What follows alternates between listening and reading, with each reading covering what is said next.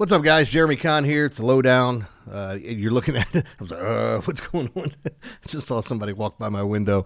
Make sure you click the like and subscribe button and the notification button to let you know anytime we post one of these. We finally have baseball again. Just wanted to say, there were a lot of nice messages about the podcast I did yesterday, and I do appreciate it.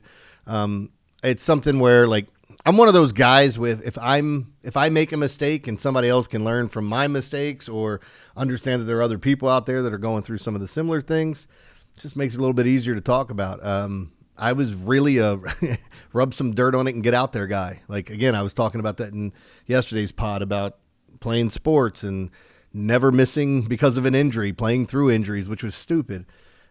But as soon as this happened with me and I couldn't figure out what was going on, it's still a struggle. And I don't know that I'll ever be 100% right, but I have better coping mechanisms to deal with it. Still have my bad days, try to focus on the good ones, but appreciate all the kind words. I'm not going to have enough time to answer everybody, but it means a lot. And I really enjoy doing this. And the more and more you guys get to know me and see what I look at and some of the stories that I have, you'll get a better idea of who I am and what I'm about. So appreciate that. Now, get away from all that, trying to do today's research for the games on Friday, and it's kind of a pisser. And the only reason I'm saying this like this is because with all this time, they've had all week.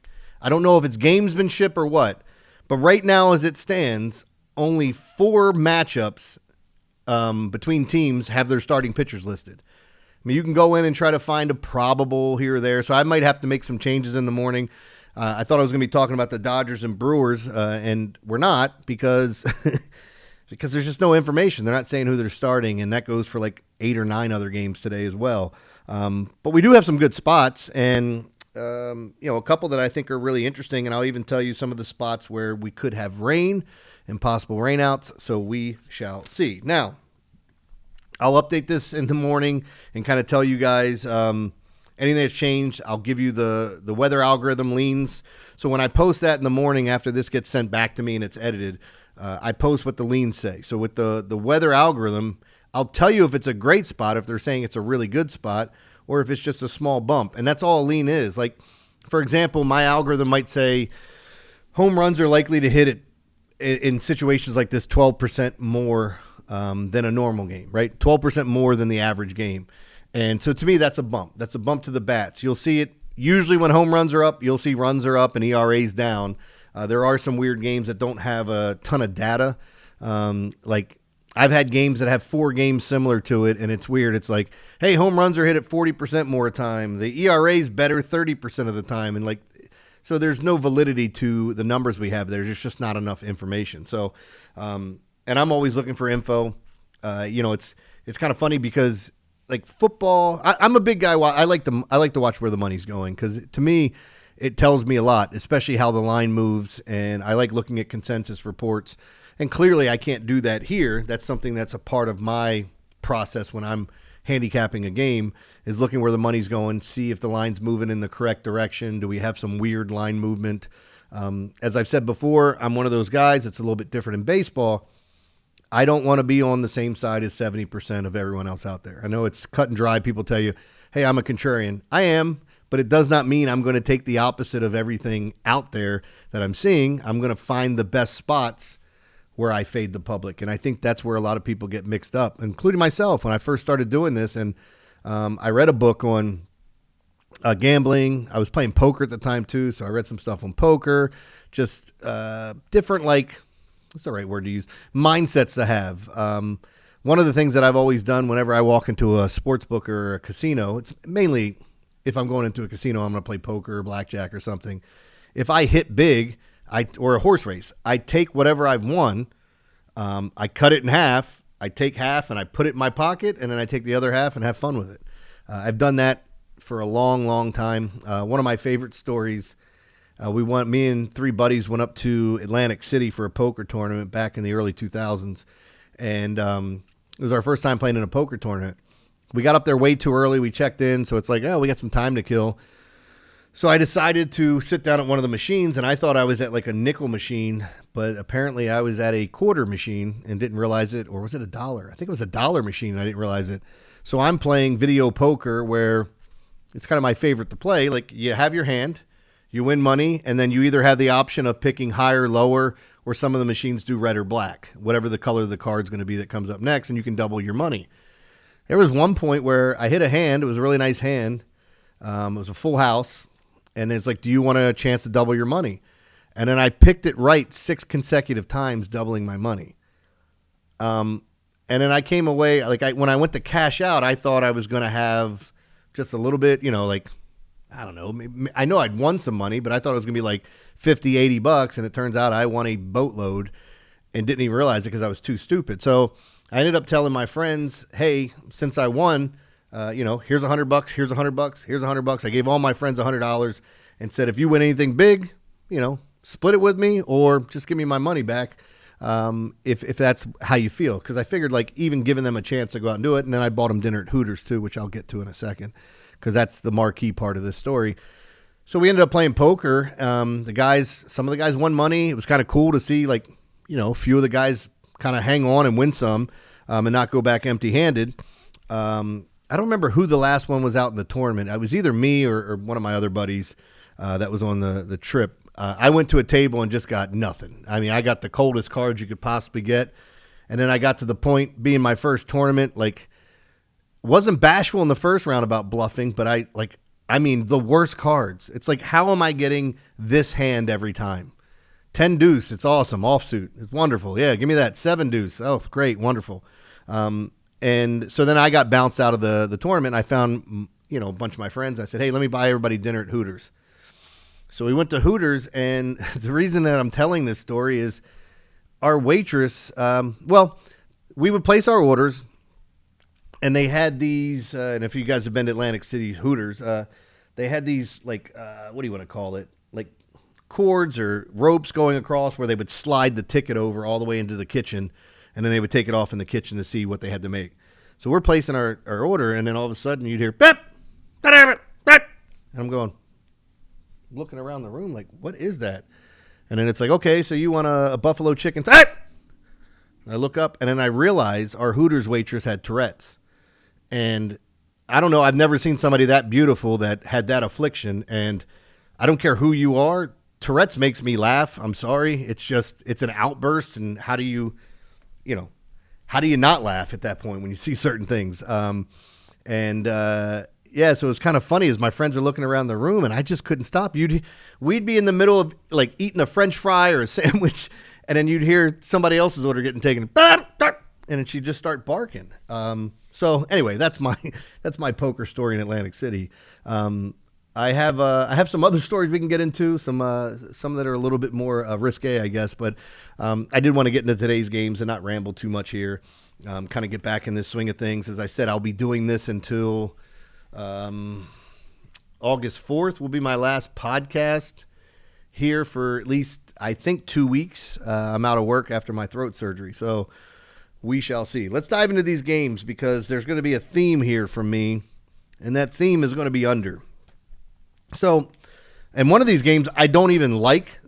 Please do not bet this according to what I'm saying. It's the only 4 games I had starting pitchers in, so it's kind of hard to handicap a game when you don't have any starting pitchers. And you can just look at and see which spots are the best according to the way it breaks down. Let's start off with the Red Sox and Cubs because this does have a definitive edge in my opinion. We have Lucas Giolito, who had been pitching great all season long, versus Colin Ray. Colin Ray, an extreme ground ball guy. When you're looking at, he can get a ton of ground balls and keep you in games. He's not a big strikeout guy. It's a situation where I can't believe I'm saying this. I like the way Giolito's been pitching with the wind blowing in about 6 miles an hour towards home plate and it being cooler temperatures. What do we have? Well, we have, I just passed it, 7, it's not cool. It's cooler, but the high 70s. We're looking at like 77, 76, somewhere in there with the wind blowing in 6 to 7 miles an hour. So I think the under looks like an interesting play, something that I would definitely take a peek at and possibly jump on. The next game, though, it's Detroit and Texas. And again, this is a dome, and I looked at the weather. If they did decide to open the dome, winds blowing out like 14 miles an hour, but they're not. It's in the 90s there. I was looking at Arizona, too. I think they said it was 100 and 10 in Arizona on Friday.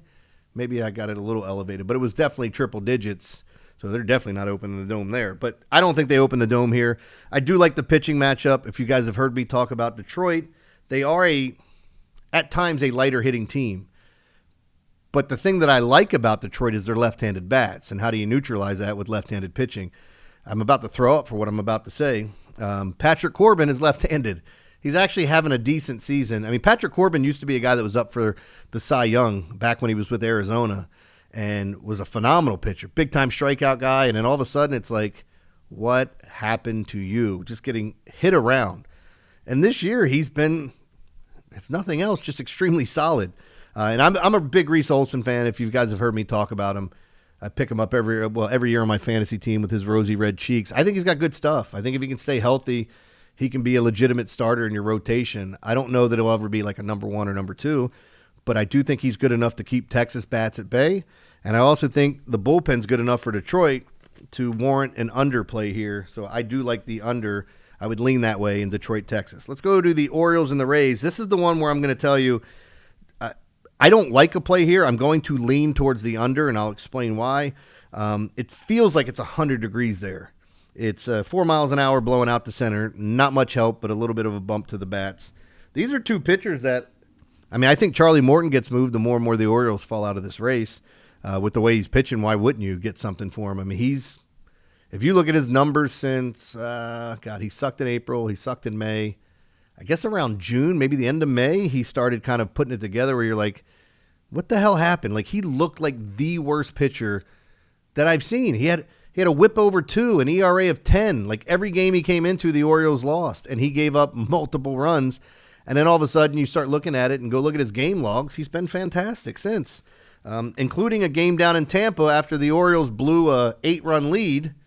That was the Trevor Rogers start. They were up 8-0 and lost. He came back the next day and mowed down the Rays. Not that the Rays Rays have some decent bats. It's just that lineup has a lot of holes in it, and it's just frustrating because that team could be so good. And Taj Bradley's going for the Rays, and there have been some rumors about them being willing to move him to get something back. They have a dynamite pitching rotation any way you slice it, and they're getting healthier. I do like Taj Bradley. I think he's a good strikeout pitcher. But in this spot, I would lean towards the under. The one caveat being small stadium, extremely hot. Things can go wrong. And until I see what that number is, it makes it difficult for me to say, hey, take this, take that. Because, I want to see where the money's going on this. I do think the under, just looking at it from the outset with the way that the Orioles bats have been swinging, over their last 2 games before the All-Star break, the Marlins just beat them up. Nobody could hit. So I would kind of lean towards the Orioles in the under. And no, I know I've said this before, and I've picked the Orioles here a couple of times. I'm not being a homer. I will bet against them any chance I get if I feel like it's the right side. But this is a game that I'm going to say lean under, but more than likely I'm not going to be on this game unless I see something drastically change there. So here's another thing that I saw. I always said I would tell you about the weather. It looks like we've got the rain with the Pirates, the Washington Nats, and the Cleveland Guardians. There's rain in the forecast, which always means there could be a postponement. I'm getting ready to talk about the Nats and the Padres here. So that is one of those games. We do have 10-mile-an-hour winds out with the Mets. Let me just double-check it while I'm here. So you had strong winds with, I thought it was the Mets game. And it's another spot, too. No, it's not the Mets game. We had strong, you know what it was? We had strong winds in one of those domes, so we can scratch that out. But there is some precipitation, rain possibly in the area for those 3 plays. But what I wanted to talk about was Dylan Cease versus Michael Soroka. I've talked about Soroka and said he's been very unlucky. His whip's starting to come up, and that ERA is still in the 5s. Maybe he hasn't been as unlucky as I think. But watching these two offenses, you've got James Wood coming back out of the home run derby. We'll have to see how he adjusts in the second half of the season. Jazz Chisholm, who put up one of the worst performances in the home run derby, said he wasn't changing his swing just to try to hit a couple of home runs out. Then why get in the damn contest? It's like, what are we doing here? But Soroka has been really solid and better than what his numbers say. But you are what your numbers say you are at some point. I heard Justin Verlander's brother Ben going on social media, and he's like, man, I know you guys are going to say I'm just doing this because it's my brother, but he's been so unlucky this year. No, he hasn't. He's got a whip around 1.5. He puts too many guys on base, and when he does that, he gets in trouble. I don't see that with Soroka. He doesn't put a lot of guys on base. He's actually limited that. The problem he has is he'll get 3 up, 3 down, 3 up, 3 down. Oh, there's a base hit, 3 outs. Oh, what's that? We'll give up 4 runs here on 5 hits or whatever. An error. It's crazy to watch him unravel in a singular inning. Dylan Cease, one of the best sliders in baseball. I love the way this guy pitches. My free play is going to be on the under. And if there is some rain in the forecast, I think that might help a little bit. It's looking around 80-some degrees. I've also talked about the humidity picking up on the East Coast. That's what we got into with the All-Star game. We like the over there. So you guys can check out my premium plays if you want. We've got I usually have a triple play. If I like 5 games, I'll put together what I call a 5-run homer or a mixed sports bag there. And then I put out a bunch of individual plays. The last week of baseball was not kind to me. And as I said on the other pod, it was it was a day where even if I went 4-1, it felt like everybody bought the one I lost. Yesterday, the WNBA, I went 3-0. I've been killing the WNBA. I didn't look to see what it puts my percentage at, but I got to be up near 68 or so after yesterday's games. I heard from a couple people that had it, parlayed it together. One guy won $1,500 parlaying all 3. I don't suggest parlaying all 3. I mean, I like round robins. I like parlays just as much as the next guy. But when you're talking about singular betting and building a bankroll, I think the best way to do it is by, finding the right spots and not betting too much. So, all right, I've rambled long enough. I'll be back tomorrow with another podcast. Make sure you check out pickdawgz.com. I know we have Christmas in July going on over there, so you guys can save some money with that. Any questions, anything you want to hit me up with, @JConnSports on Twitter. Appreciate you guys. I'll be back tomorrow.